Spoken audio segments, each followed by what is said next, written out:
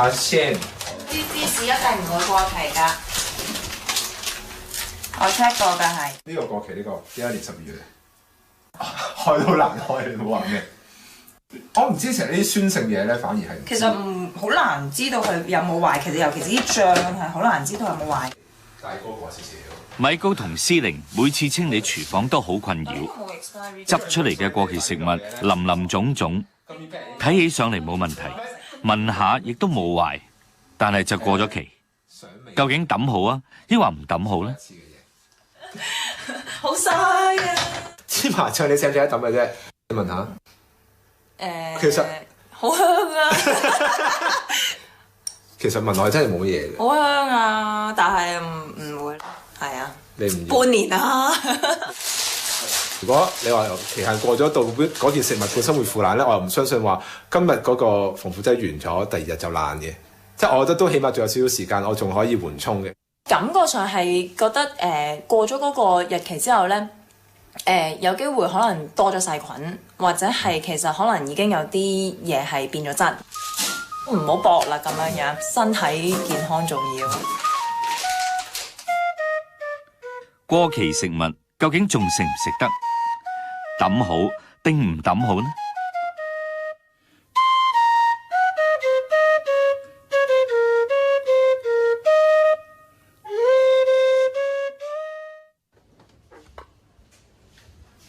陳勇強同家人做食物批發嘅，2個月前佢哋開咗呢間超市做埋零售。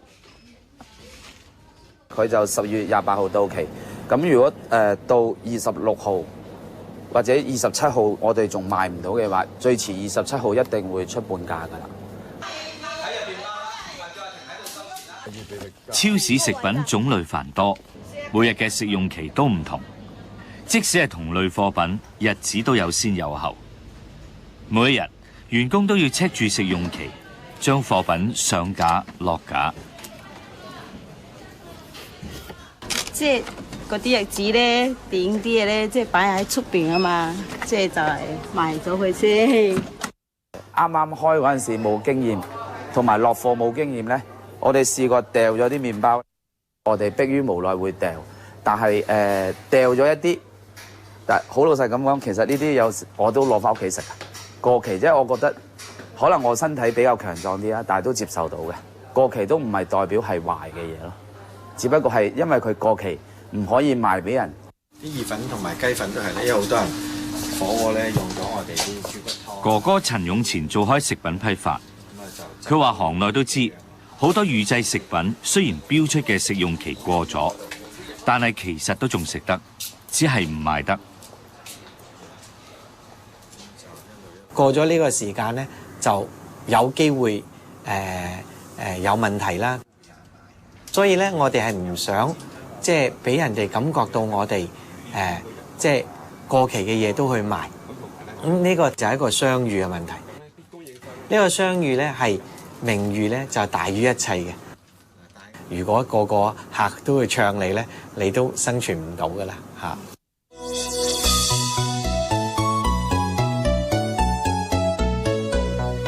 法例規定，所有預製同包裝食品都要符合食物標籤要求。生產商會按照食品係咪容易變壞，標明食用日期。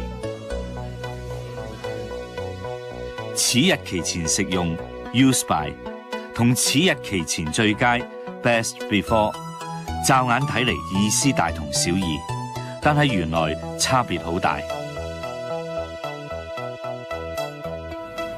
法例嚴格禁止售賣過咗 use by， 即係此日期前食用嘅食品，但係對此日期前最佳就寬鬆一啲，過期賣都唔受規管。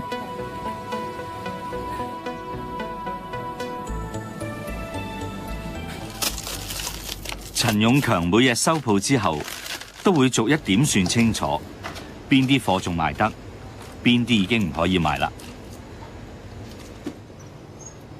生煎包之前我都睇住嗰個銷售量去入貨啦。咁今次好好彩啦，剩翻3包，26號到期。聽日我就會開始減價啦。先半價先啦。其實呢籃都唔愛得嘅啦，成籃都唔愛得。唔賣得嘅食物，最後都要當垃圾處理。呢間超市每日要抌嘅食物佔總貨量2%到3%。今日算滿意咧，掉咁少。本身係一個比較高危嘅、水分比較多嘅、養分比較好嘅，佢啲食物咧就係、如果係存放得一段時間咧，佢會有一個細菌滋生，就引起一個食物中毒嘅風險。梁家升退休前喺食環署食物安全中心做檢測工作，而家喺大學教食品安全。佢解釋，食用期係由製造商根據食物嘅特質、包裝同埋存放方式，標示一個食用期限。細分係兩類唔同嘅要求。在此日期或之前食用嗰個標籤，過咗期之後咧，應該咧就唔好食㗎啦。食品安全中心咧係比較睇得緊啲嘅，因為呢樣嘢同食品安全，因為佢哋食品安全有關啊。咁另外一個你話叫做在此日期前最佳，係講過咗呢段時間咧，嗰個品質係會有改變，佢可能變咗質。咁啊，同安全係冇直接嘅關係嘅。礙於法例咧，其實係控告唔到人嘅，佢只可以勸喻商鋪回收嘅啫。過咗最佳食用期嘅食品，品質會起乜嘢變化呢？要做呢類測試，由於成本高，中小企嘅食品商好多時都唔會花呢一筆錢，只係憑經驗甚至係商業考慮去定出期限。佢通常都係攞人一啲數據，人哋點樣以前做啲數據，咁啊用一個經驗，咁啊如果佢覺得要保險啲嘅，咁佢咪縮短少少咯。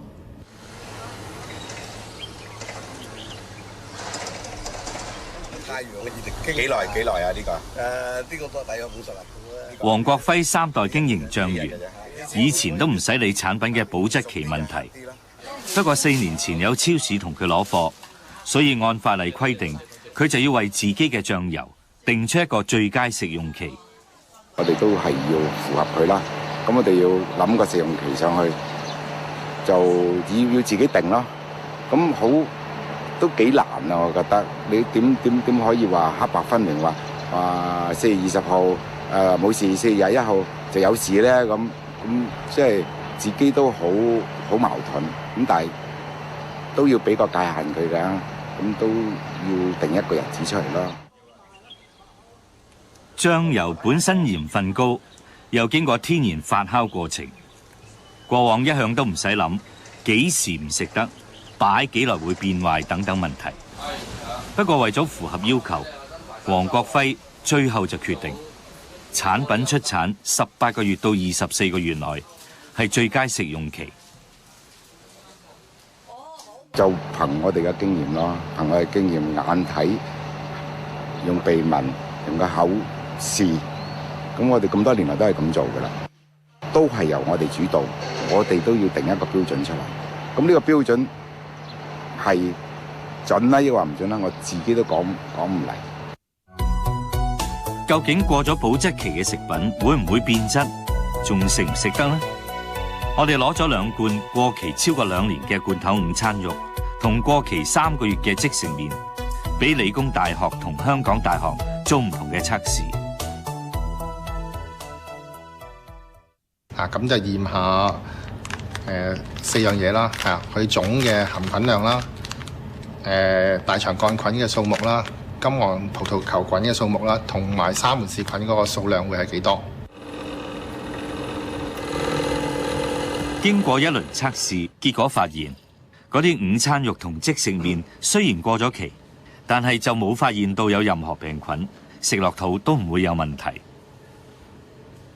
今次呢一個測試嘅結果咧，都係我意料之內嘅，因為罐頭咧佢係比較密封啦，同埋咧即食麵咧佢個包裝咧亦都冇任何嘅破損，所以喺菌量方面咧佢哋其實都係達到標準嘅，都係冇超標嘅情況出現，咁都係適合食用安全嘅。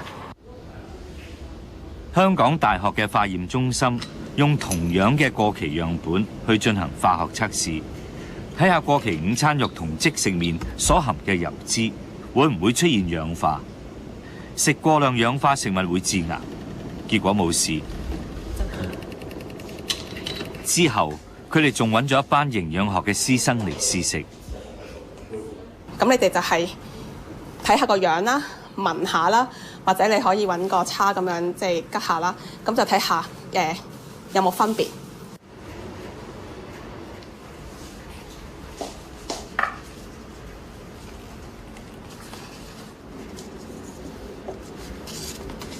你3個都試完之後啦，咁你就話翻俾我聽，究竟你哋覺得3個入邊邊一個係有唔同嘅？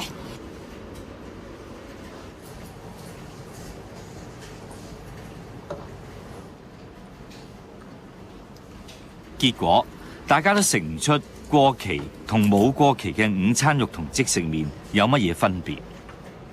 我本身以為過期嘅食物就會係佢會好酸啊、好鹹啊，或者總之有好嗰個味道就會好有明顯嘅分別。但係最後食落我就覺得好似其實同過期與唔過期就好似冇乜分別咁樣。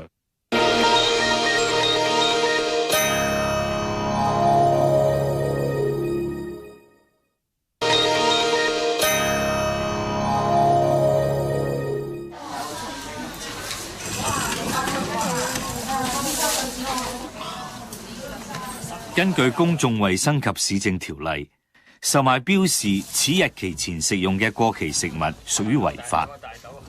我想問收咗翻去做咩㗎？倒㗎啦，唔要啦，我當壞水掉㗎啦。我要翻公司，咁我個人咩掉㗎，我即係當壞水掉㗎。咁呢笪咧就即係冇入咁多喎，因為咧好多人咧。但係此日期前最佳嘅標籤就不受規管。不過法例另一項規定又定明，售賣嘅食物如果唔適宜俾人食用，一樣屬於違例。所以開街坊超市嘅陳勇前唔會冒險監控住存貨量，過咗期嘅食品通通落架。我哋鋪頭本身又唔係好夠位啊，咁要準備差唔多成半個月嘅貨，咁所以而家要執翻通去。陳勇強話：超市大部分係飲品、罐頭同餅乾之類嘅乾貨，食用期長，就快到期之前，仲有足夠嘅時間做促銷。而家我哋有特價啦，咁啊賣平咗。上個月呢間超市就接收咗一批由大型超市退翻俾供應商嘅捷克製午餐肉。啲大超市咧，通常咧就過咗1/3期，即係剩翻60%嘅期限。即係例如呢啲三年啦，佢過咗1年佢就唔收貨噶啦。供應商半價到俾我哋啦，咁我哋就可以賣咯，3贏啦嚇。顧客又贏咗啦，我哋經銷商贏咗，供應商又贏咗，唔使抌咯。每年送去堆填區嘅垃圾，估計有30%係廚餘。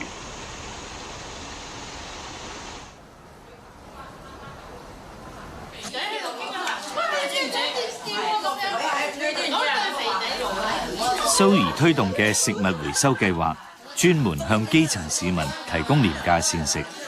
中心嘅主要食材包括街市買剩嘅蔬菜、店鋪捐贈嘅過期麵包同埋食品。其實乜都有㗎，譬如呢啲調味料啦、朱古力粉啦，好多嬰兒食品係啦，意粉咧都多嘅，因為咧意粉咧好容易生毒㗎，係啦，咁所以呢個又係經常收到嘅罐頭啦，係啦，乜都有嘅基本上。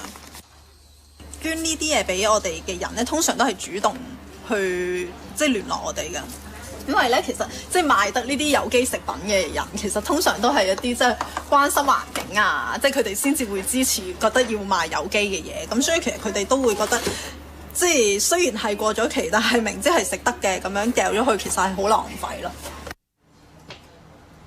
其實好多基層嘅人咧，係可能即係一日都食唔到3餐咁樣，咁所以我哋覺得將呢啲有人唔要嘅食物可以捐咗俾一啲有需要嘅人。蘇怡話：過期食物唔一定有問題，而喺佢哋回收翻嚟嘅食物當中，有唔少仲係貴價嘅有機食品。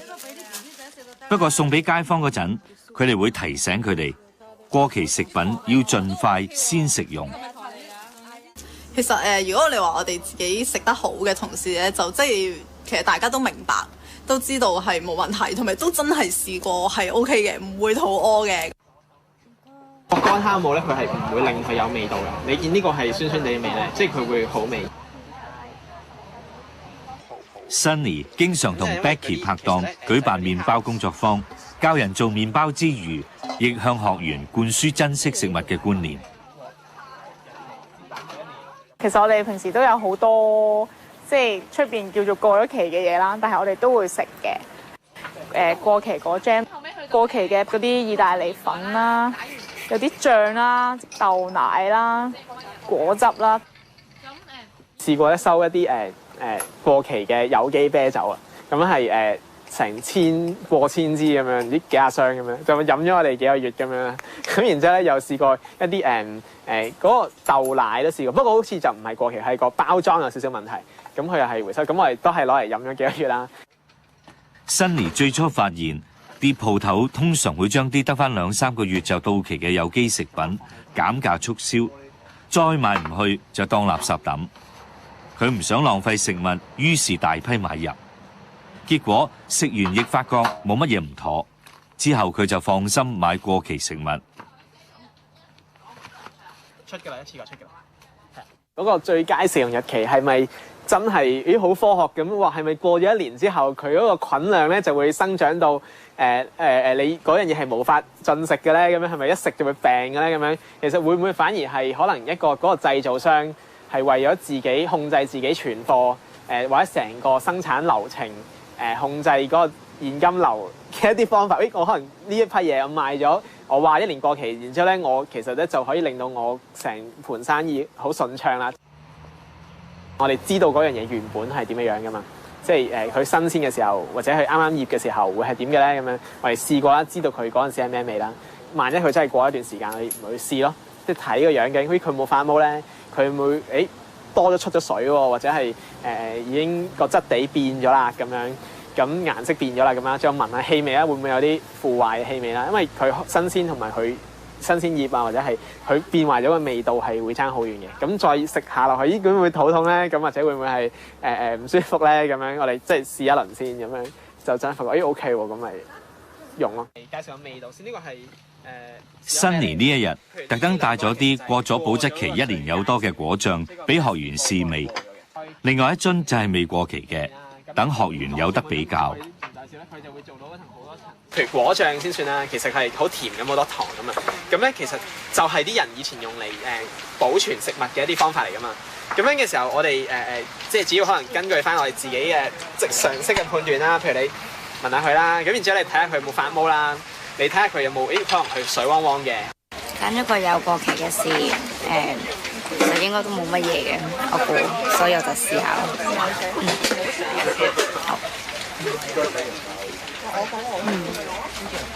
冇乜分別啊，同味。其實又冇變壞嘅味，應該冇問題。今日天氣濕又攞多咗水，所以咧其實你個空氣。其實我阿媽都會，即係佢啲麵啊過咗期，我會叫佢掉。但係其實佢會睇下樣，咦 OK 喎，佢係堅持唔掉，咁但係佢會自己食咯，但係我又唔會食咁樣咯。但係我覺得佢應該咁樣講之後咧，而家我其實真係唔好俾呢個文字數字上可以壓到，即係你自己望下，咦係咪 OK？問下，靠自己五官去判斷。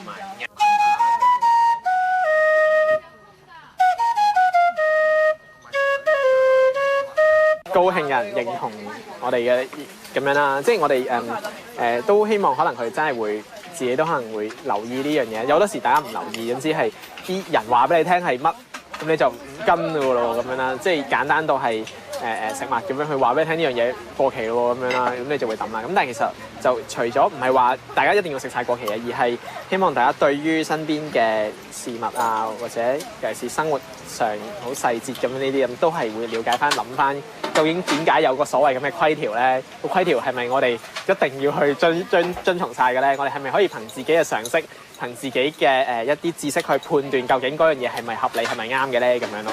如果係安全冇問題嘅，其實唔係一個好特別大嘅問題。只要食品安全就係最主要，所以食品安全咧就係微生物細菌滋生嘅問題啦，或者已經食物中毒問題。一定要儲存嘅方法要係符合佢嗰個保質期嘅定義。如果唔係根據嗰個標籤上邊寫個儲存方法儲存，就算未到個保質期咧，都可以係變質變壞嘅。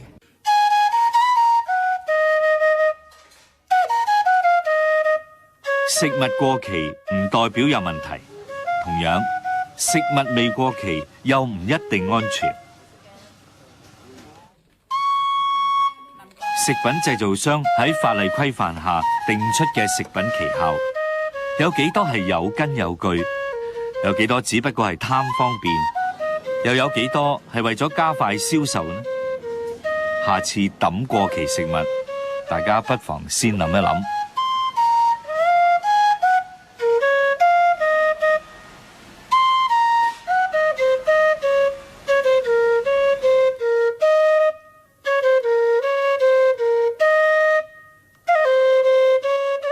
跟住落嚟係咪姐有請。